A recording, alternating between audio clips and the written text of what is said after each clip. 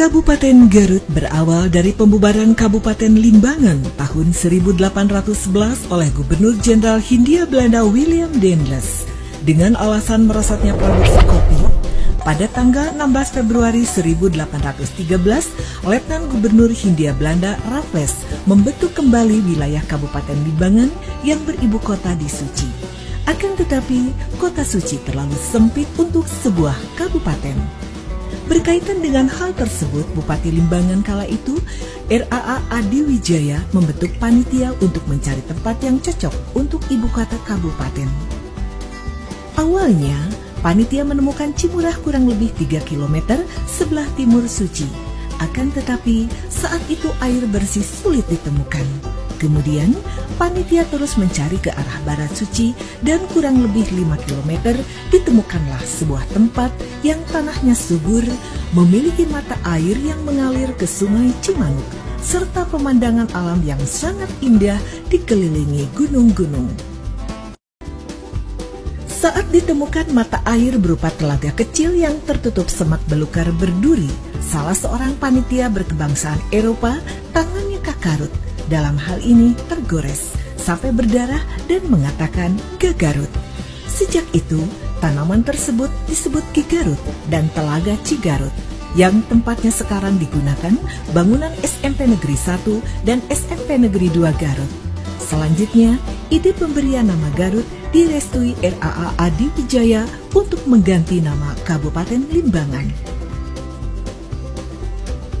Tugu ini sebagai tanda peletakan batu pertama pada tanggal 15 September 1813 untuk membangun sarana dan prasarana ibu kota seperti rumah tinggal, pamengkang, gedung pendopo,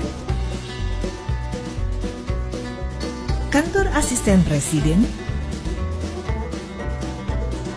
masjid agung, alun-alun, Babanjong.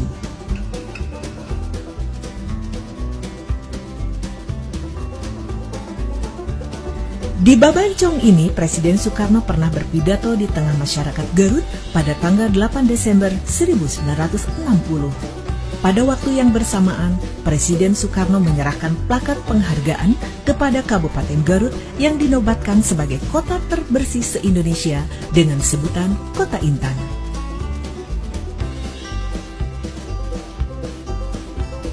Pada masa kolonial, Garut memiliki lambang daerah yang menitik beratkan pada gambar 2 ekor harimau, keris, dan sebuah mahkota. Kemudian, pada tahun 1981, seiring dengan terbitnya Peraturan Daerah Nomor 9 tahun 1981 tentang lambang daerah pun berubah hingga saat ini.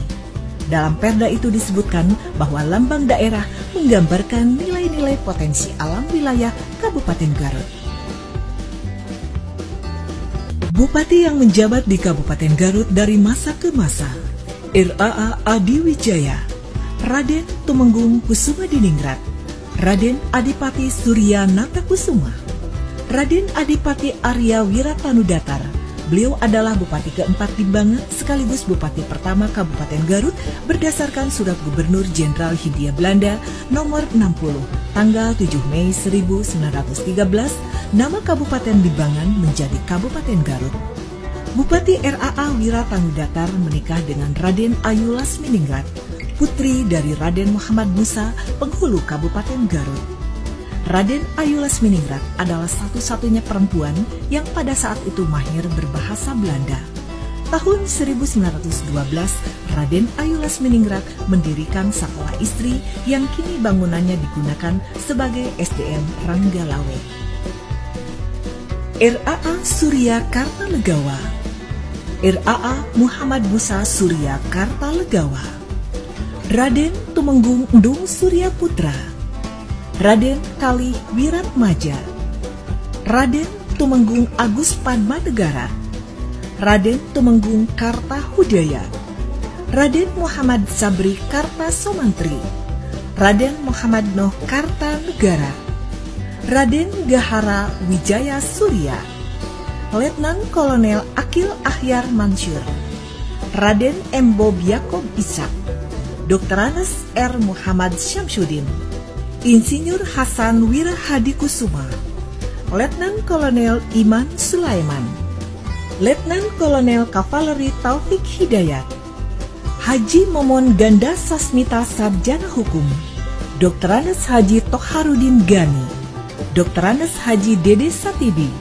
Haji Agus Supriyadi Sarjana Hukum, Memo Hermawan, Haji Aceng HM Fikri SAG, Haji Agus Hamdani GS SPDI, Haji Rudi Gunawan SHMHMP. Dengan dipaparkannya sejarah pemerintahan Kabupaten Garut ini, kami berharap semua masyarakat mengetahui serta mengenang bagaimana kabupaten kita tercinta terbentuk dan akan terus merasa bangga sehingga mampu menjaga dan melestarikannya.